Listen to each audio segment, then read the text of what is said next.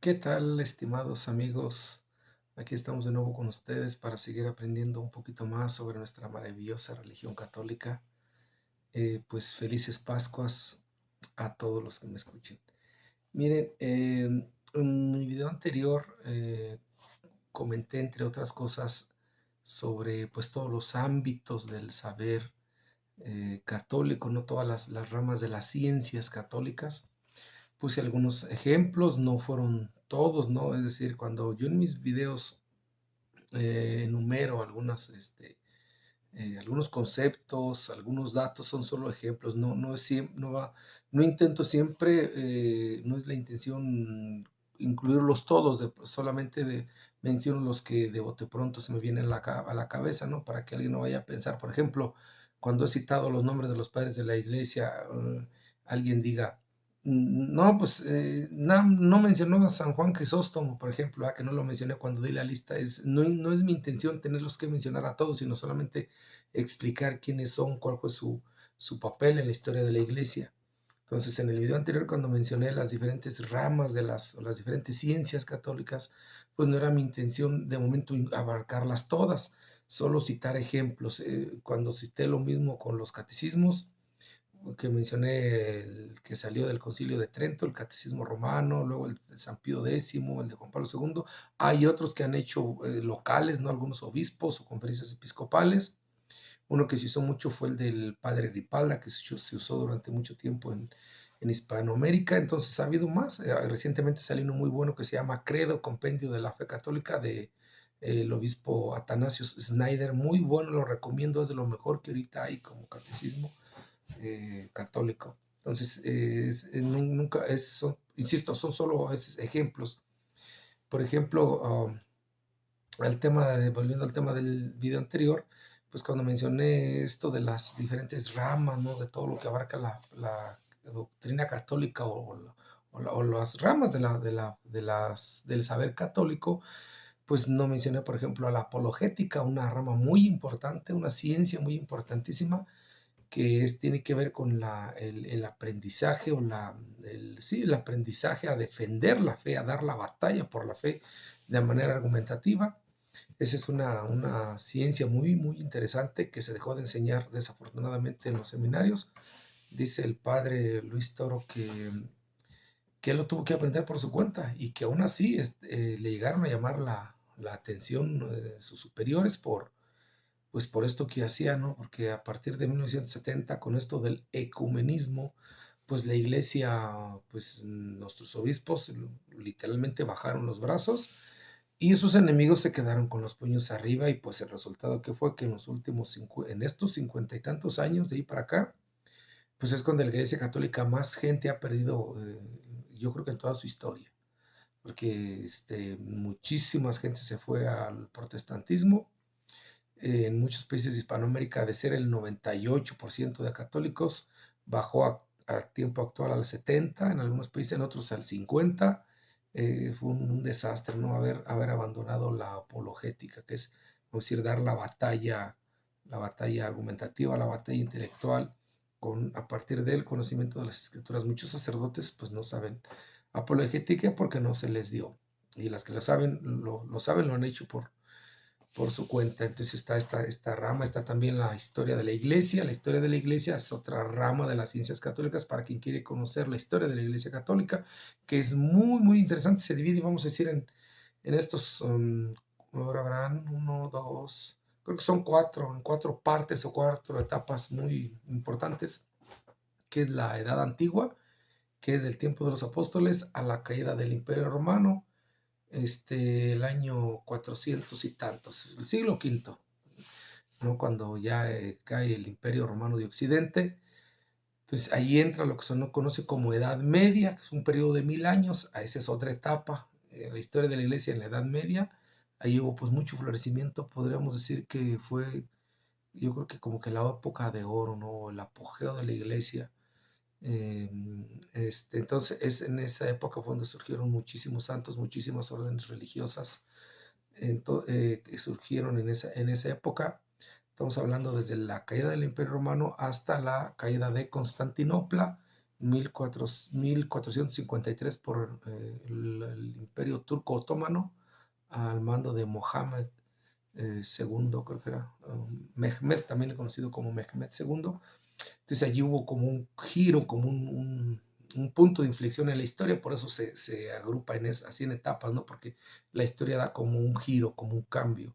Entonces a partir de allí los otomanos, el imperio conquista pues todo el Medio Oriente y se cierra la ruta de la seda hacia Oriente, y eso es lo que motiva a tratar de rodear África, o como hizo Cristóbal Colón, intentar y viajar por el occidente, y suponiendo él o creyendo, como de hecho fue, que el mundo era redondo, circular, pues esférico, llegar a la India, ¿no? Entonces, pues sí, ese cambió el curso de la historia, ¿no? Entonces, esa es la segunda etapa. Necesitamos Edad Antigua, tiempo de los apóstoles, a caída del Imperio Romano de Occidente. Luego de la caída del Imperio Romano de Occidente a la caída del Imperio Romano de Oriente, de Constantinopla, con la toma de Constantinopla por Mehmed II. Luego de allí también hubo muchos momentos importantes, ¿no? Se inventó la imprenta, se descubre América en poco tiempo después, pues surge la Revolución Protestante también en 1517, o sea, fue una época de muchos cambios.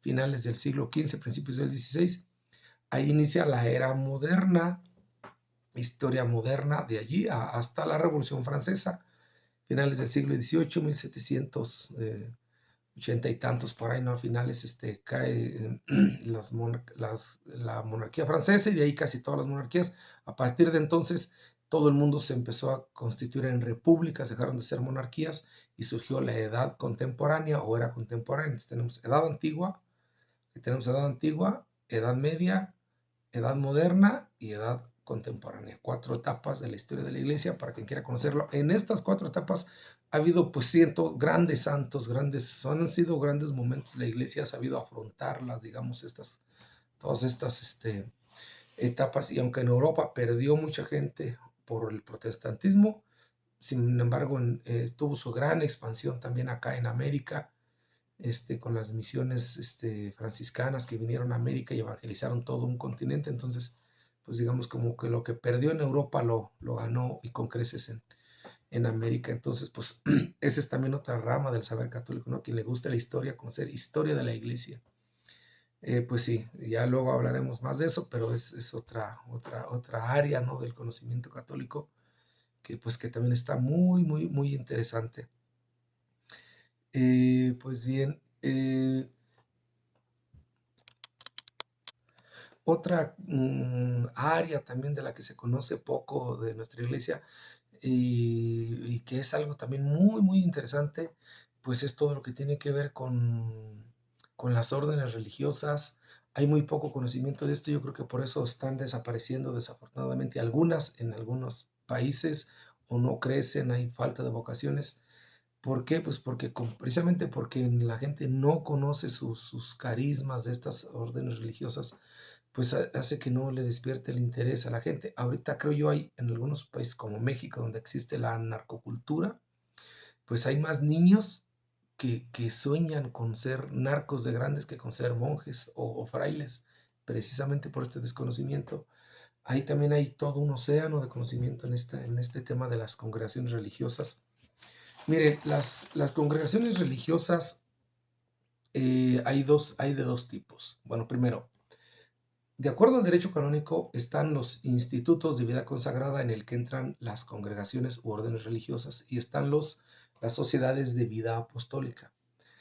Bueno, vamos por partes. En los institutos de vida consagrada entran las congregaciones religiosas que existen de dos tipos. Están las órdenes religiosas misioneras y las órdenes religiosas de clausura. Las órdenes religiosas misioneras, pues se les conoce como de vida activa. ¿Por qué de vida activa? Pues porque salen a predicar, a llevar el evangelio, a atender enfermos, a dar clases en escuelas. Estas personas son conocidos como frailes y viven en conventos en las ciudades. ¿Eh? Entonces, ahí puede haber laicos y puede haber también sacerdotes ordenados.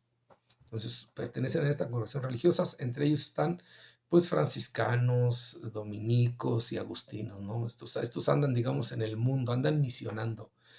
Y están los de vida contemplativa, son a los que me referí como de clausura. ¿Por qué? Porque estos se dedican a estar alejados del mundo. Ellos, por lo general, están fuera de las ciudades y se dedican a la oración, a la meditación, a la investigación, cultivan los huertos que tienen allí en sus monasterios, son monjes. Ojo, frailes viven en conventos y en ciudades, monjes viven en monasterios y están fuera de las ciudades, son eremitas, ellos no salen, son de clausura porque están como viviendo siempre, permanentemente dentro de su monasterio, no salen, no tienen contacto con el mundo, ellos, vamos a decir, lo hacen para vivir de una manera radical esto que Cristo enseñó de alejarse del mundo, ¿no? Ellos se dedican, muchos de ellos se dedicaban a traducir, a recopiar las escrituras. Durante muchos siglos fueron ellos los que le pusieron, eh, hicieron las partituras, allí se originó los monasterios para poder escribir la música, o las notas musicales, todo esto, pues es mucho a lo que han aportado los monjes allí, y pues se dedican a la oración, la liturgia de las horas, las 7 oraciones al día del breviario, también conocido como liturgia de las horas. Pues a las 3 de la mañana se levantan para las maitines, luego las otras oraciones que llaman los laudes, luego las sextas, las novenas, luego este, las, eh, las de la tarde y luego las completas, ¿no? Entonces, vísperas se llaman las de la tarde y luego las completas. Son 7 oraciones al día, bueno, de hecho todo sacerdote lo debe de hacer, monjes, todo, a nosotros también se nos recomienda cuanto menos los laudes, vísperas y completas, es decir, mañana, tarde y noche, es decir, a todo el mundo nos sirve, pero ellos pues de manera más, vamos a decir, como están en este lugar ahí, ¿no? Viven en sus celdas o tienen votos, algunos tienen votos de silencio, entonces ellos pues están más dedicados, más profusamente, más intensamente a la oración, a pedir por el mundo, a pedir pues por todo, por la iglesia, etcétera. Entonces ellos, vamos a decir, esa es su dedicación, ¿no? De dedicarse a adorar a Dios. Así en pocas palabras, están enfocados en eso. Yo he visto entrevistas de algunos de ellos cuando se han conseguido los permisos para poder entrevistarlos y acceden. Pues es algo también muy interesante, tiene mucho. De ahí han surgido grandes santos que han sido monjes. Entonces, pues muchos de ellos se dedican para vivir, a hacer, algunos en Europa hacen cerveza, hacer algo otros productos, ¿no? Y los venden para poder vivir. Entonces, por ejemplo, como ejemplos, no están los cartujos, los carmelitas descalzos, los benedictinos. Los cartujos tienen inclusive voto de silencio. Ojo, todos tienen sus 3 votos: obediencia, castidad y pobreza. Obediencia, castidad y pobreza. En el caso como ejemplo de frailes, pues tenemos a los franciscanos, ya lo mencioné, ¿no? Dominicos y agustinos y otras, hay muchas, ¿no? De cada una hay muchas. Insisto, como ya lo comenté, estos son solo algunos ejemplos, hay más. Están entre los monjes, las monjas clarisas de Santa Clara, las cistercienses, etcétera, hay varios. Lo mismo también en el tema de los frailes, también hay muchas más. Entonces son solo algunos ejemplos, pero cada una tiene su propio carisma, ¿no? Su propio lema, muy interesantes todos. Vamos a ir a lo que ellos están enfocados, ¿no? Su vocación de ellos. Y pues es algo bien interesante para quien quiera pues aprender más sobre ellos, los investigue cada una de ellas, a qué se dedican, qué hacen y poder pues algún día no sumarse a sus filas.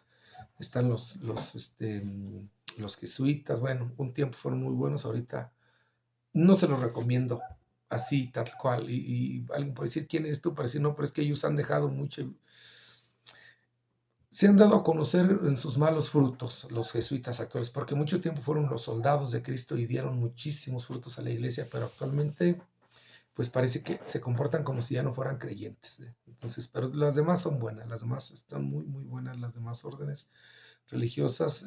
Los jesuitas pues se dedicaban mucho al tema científico, pero pues ya últimamente parece que no creen en Dios. Al menos eso demuestran la mayoría. debe de haber excepciones. Bueno, entonces, pues así está, son estas, ahí hay hay muchísimo por descubrir y por aprender de cada una de las órdenes o congregaciones religiosas. Están los salesianos y muchos otros. Entonces, pues esta es otra área, ¿no?, de la iglesia de la cual hay mucho, o en la cual hay mucho que aprender. Y pues bueno, están entonces, vamos a decir, estos dos grupos de monjes y frailes entran en lo que son los institutos de vida consagrada, por esto que tiene sus votos de obediencia, castidad y pobreza a tanto a las reglas de la obediencia, a las reglas de la orden, como a su superior, ¿no? Ok, ahora están las sociedades de vida apostólica. Aquí es donde entran pues los laicos, ¿no? Personas que no tienen estos votos, pero que también tienen, vamos a decir, una disciplina que está, vamos a decir, está diseñada para también llevarlos a la santidad, porque las de los monjes, pues tiene ese fin, ¿no? Llevarlos a la perfección de la caridad y en la santidad. Y pues bueno, luego hubo un tiempo en que empezaron a surgir hombres, ¿no? Que dijeron, ok, bueno, esto que se logra solo por medio de, o solo perteneciendo a una orden religiosa, hay que hacer algo para que también siendo laico se pueda conseguir. Y así lo hicieron y lo han hecho y lo han hecho con éxito. Están dos ejemplos, por ejemplo, el Opus Dei. Está, por ahí luego investiguen, no puedo ahorita darles toda la información respecto del Opus Dei, pero fue fundada por San Juan María Escriba de Balaguer. Ahí hay familias, padres y de familia con sus hijos que pertenecen al Opus Dei, que llevan una disciplina muy perfecta, ¿no? Buscan siempre la excelencia en todo. Eres doctor, tienes que ser el mejor doctor y aparte santo. Eres ingeniero, tienes que ser el mejor ingeniero y además santo. Entonces, pues eso, y está también, por ejemplo, los Caballeros de la Virgen, por ahí deben de haber oído hablar de ellos, pues también, ¿no? Que tienen sus ejercicios espirituales también para llevar a la santidad y a la devoción a la Virgen. Entonces, pues estos son los institutos, perdón, las sociedades de vida apostólica, que es para la que podemos entrar nosotros. Hay también las sociedades de adoración eucarística, para adorar al Santísimo Sacramento, y también formada por gente, ¿no? Que no tenemos votos de castidad, obediencia y pobreza, pero que pertenecemos a alguna sociedad de vida apostólica. Pues bien, entonces esperemos haya quedado claro este tema, y pues insisto, invito a que quien quiera investigue más a fondo cada una de ellas y pueda de repente le llame la atención, y pues ahí también hay mucho como que aportarle al servicio de la iglesia por medio de una de estas, y a la propia vida, ¿no? El propio desarrollo espiritual. Por ejemplo, los monjes cartujos, a mí me llama mucho la atención que tienen voto de silencio. Les comentaba, ellos prácticamente no hablan, muy poco, solo creo que los domingos, a la hora del almuerzo, pero entre semana, ellos están siempre solos. Es decir, si se ocupan dos o tres para cultivar un huerto, uno anda en un extremo y otro en otro. ¿Para qué? Pues para que ellos solamente hablen con Dios. Allí Dios es su único acompañante. Si es que tienen que estar permanentemente solo dirigiéndose a Dios. Es el único compañero de al lado. Y su ángel de la guarda, ¿no? Por supuesto. Entonces está el panadero, está haciendo el pan y él allá él solo. El sastre que hace sus vestimentas también está él solo, haciendo ¿no? Cosiendo. Entonces así viven, siempre, vamos a decir, están juntos, pero no revueltos en el monasterio. Ellos, es el voto de silencio, está muy interesante. Fundados por San Bruno. Un día les platicaré sobre qué llevó a San Bruno a fundar esta orden, pero está muy interesante. Bueno, pues ahora sí vamos a continuar con los temas de las charlas, que los he ido, pues, vamos a ir desarrollando lejos, sí, muy distante uno de otro, precisamente porque voy, como ya lo expliqué también en el video anterior, intercalando algo otros temas para ir abarcando un poquito de todo, y tener a la gente siempre en contexto. Bueno, uno de los temas era ángeles, arcángeles, querubines, ángel de la guarda y sus oraciones. Miren, vamos a aprender qué es lo que dice la Iglesia Católica al respecto de esto, porque yo creo que mucha gente a veces no tiene así una idea una idea clara de esto, al grado que pues también ya se ha perdido, ¿no?, la devoción al ángel de la guarda. Vamos a ver qué dice el catecismo de Juan Pablo II respecto de los ángeles. Dice: los ángeles, la existencia de los ángeles, verdad de fe. Dice el numeral 328. La existencia de seres espirituales no corporales, que la Sagrada Escritura llama habitualmente ángeles, es una verdad de fe. El testimonio de la Escritura es tan claro como la unanimidad de la tradición. San Agustín dice respecto a ellos: el nombre de ángel indica su oficio, no su naturaleza. Si preguntas por su naturaleza, te diré que es un espíritu. Si preguntas por lo que hace, te diré que es un ángel, es decir, que significa mensajero. Con todo su ser, los ángeles son servidores y mensajeros de Dios, porque contemplan constantemente el rostro de mi Padre que está en los cielos, lo dice Cristo. Son agentes de sus órdenes, atentos a la voz de su palabra. Dice el numeral 330, en tanto que criaturas puramente espirituales tienen inteligencia y voluntad, son criaturas personales e inmortales, superan en perfección a todas las criaturas visibles. El resplandor de su gloria da testimonio de ello. Numeral 331. Cristo es el centro del mundo de los ángeles le pertenecen.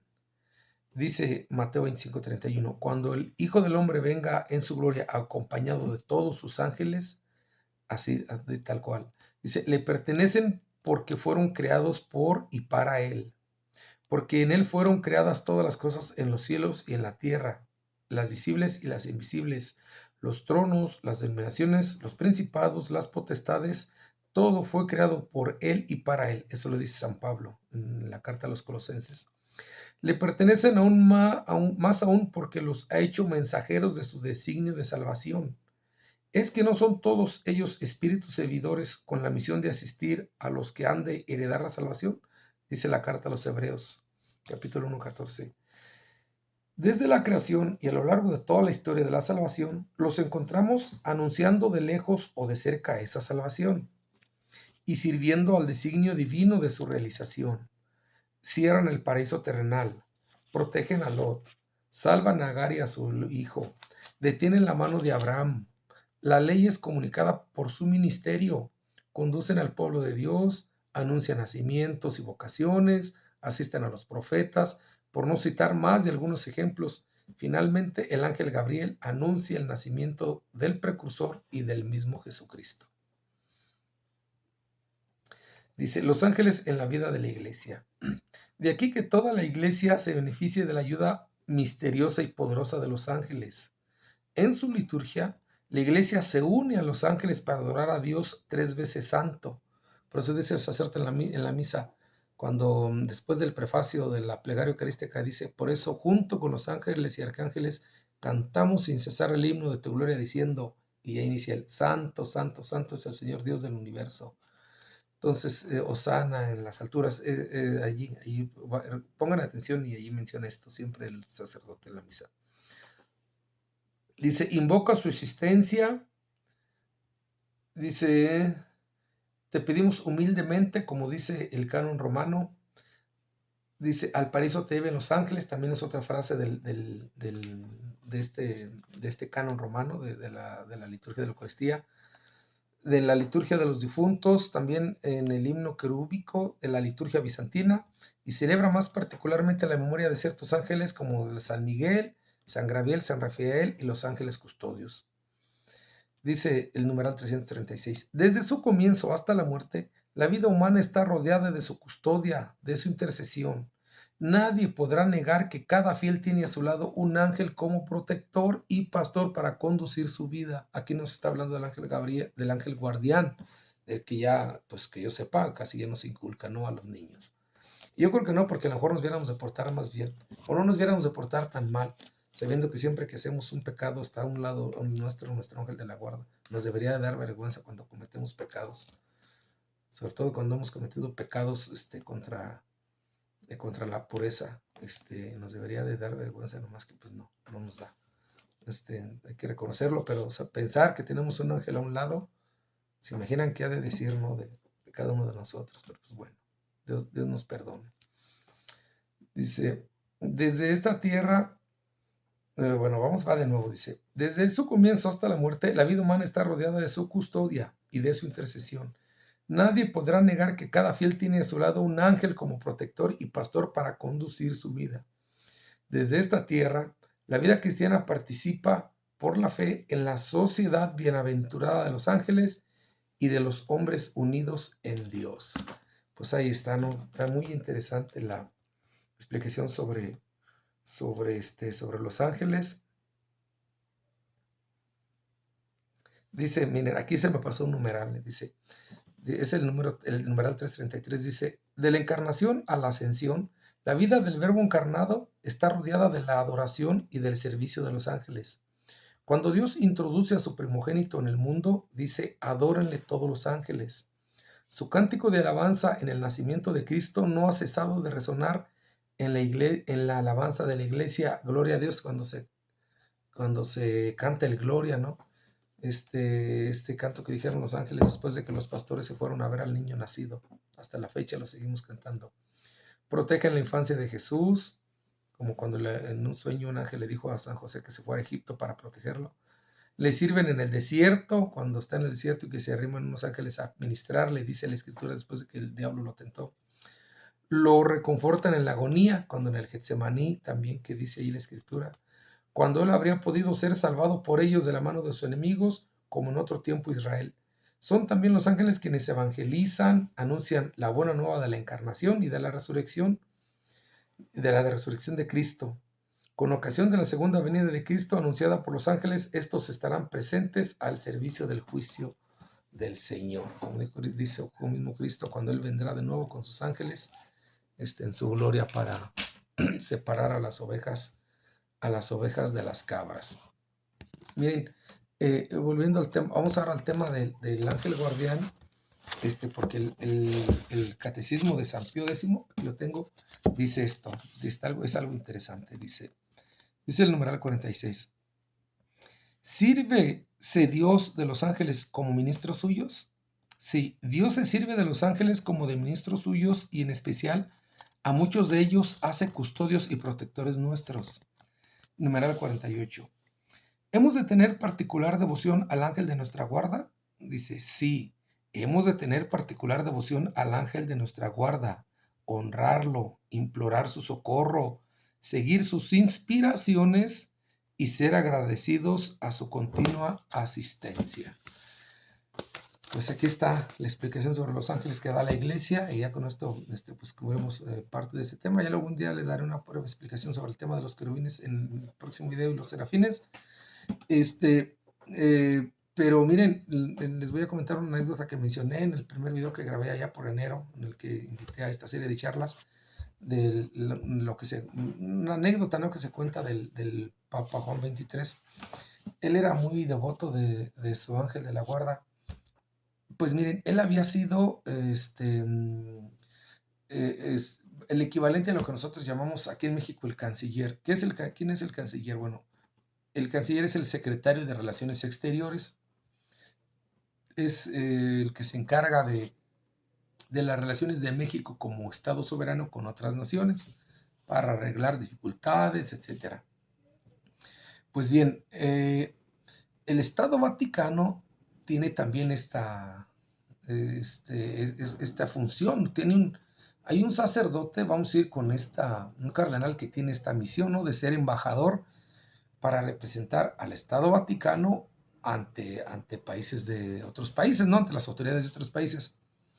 Entonces, como pues hay veces, por ejemplo, cuando hay conflictos, que es muy común, ¿no?, pues tan eso sí que hasta guerras llegan en algunos países, ¿no?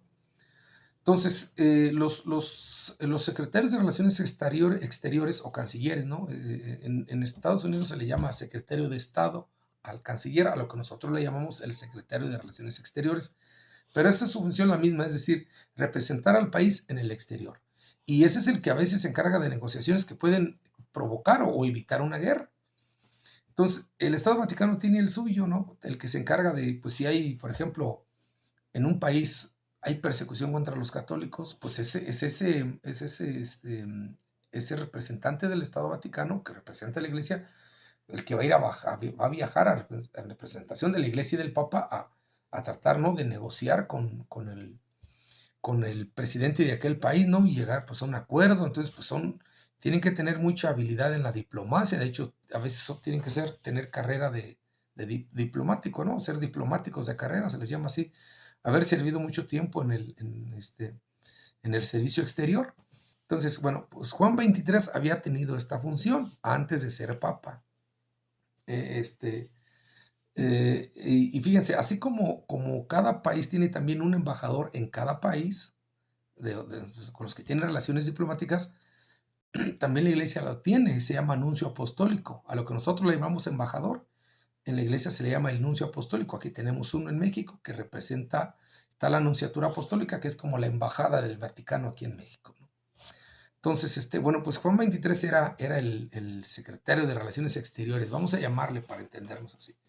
Pues él tenía que hacer misiones diplomáticas a diferentes países y se cuenta que él era muy devoto de su ángel de la guarda y me llama mucho la atención que él comentó, ¿no?, que cuando iba a viajar a una misión diplomática a entrevistarse con otro funcionario de otro país, que aquí está lo más grave, que no los ven con el respeto que uno los ve porque no son creyentes. Es más, algunos los miran con odio por el hecho de ir pues con su traje de cardenal, ¿no? De obispo, con su vestidura religiosa, ya de entrada los ven con odio porque no quieren a la iglesia y a veces tener que dialogar con el enemigo. No sé si a ustedes les ha pasado ir a buscar, a hablar con alguien con el que tuvieron una amistad, a tratarla de arreglar, pues a veces puede salir peor y terminar haciéndose el pleito más grave, ¿no? Entonces, pues el caso es que Juan 23, cuando iba a una misión diplomática, que él decía, hacía esta oración que decía, ángel de mi guarda, ponte de acuerdo, fíjense, esto me llama mucho la atención, ponte de acuerdo con el ángel de su guarda de aquel fulano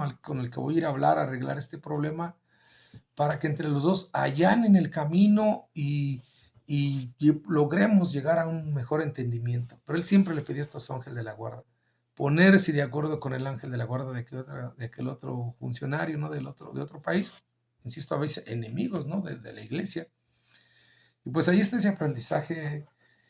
Mis estimados, cuando tengan un problema con alguien, con otra persona, pues oren a su ángel de la guarda, díganle así, ángel de la guarda, ponte de acuerdo con el ángel de la guarda de mi suegra, de mi cuñada, de mi concuña, con quien tengan un problema. O si es hombre, igual, ¿no? Con quien corresponda, y allanen el camino para que podamos llegar a un buen acuerdo y estemos en santa paz, que le inspire cosas buenas, que le inspire caridad y poder arreglar el malentendido o lo que haya.